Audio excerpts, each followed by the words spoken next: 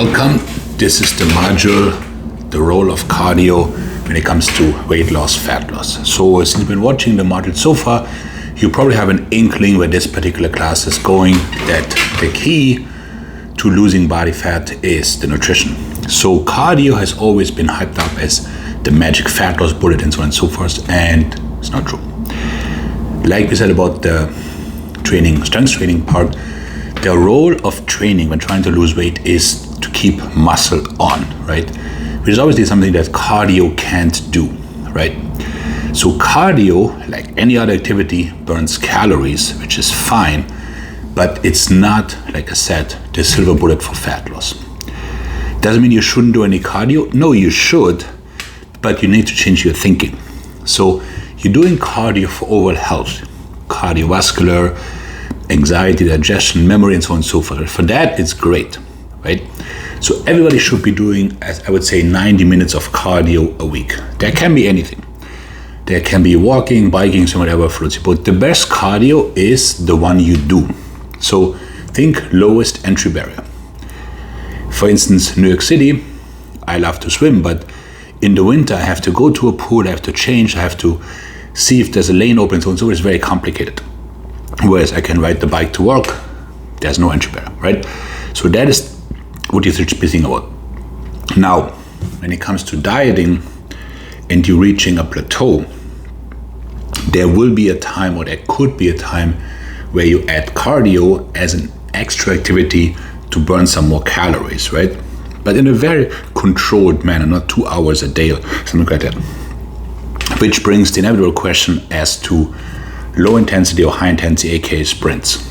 And for the longest time, high intensity cardio was touted as so much more efficient, so much better, higher afterburn effect, and so on and so forth. But the studies were wrong, the measurements were wrong. The afterburn effect, in terms of more calories burned as an epoch, is somewhere like a whopping 12 calories or so. So it's not really worth it. So going to back to my first point, the best cardio is the one you do. I just know if I assign a client, shall we say, 3 walks in Central Park versus 2 sprint sessions, the odds of him doing the 3 walks in the park for a long period of time are simply much, much higher. So it's easier to adhere to, it's easier to build consistency, and it's easier to see results, right? Whereas somebody starting to sprint, then there can be issues with the joints and so on and so forth. So to be honest, I'm not a big fan. Like, if there's certain sports you're playing where this is needed, then it's a different story. But for the sake of weight loss, you will always want to keep everything as least complicated as possible, right? So as we talked in the weight training session, how to set up your workout, the cardio, like I said, keep it to 90 minutes a week. Low intensity is perfectly fine. Just stick with it. Yes, for instance, swimming burns more calories than, let's say, walking, but like I said, now you gotta go to a pool. Now a 30-minute workout becomes at least 90 minutes with changing and so on and so forth. People are not gonna do it, right? Also, most people are very bad at swimming. It's a different story. So I wouldn't search so much for the best cardio in terms of like the highest burn rate.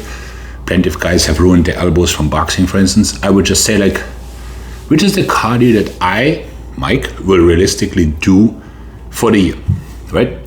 And for me, it's very, very simple. I will ride my bike to work because I gotta go to work anyways.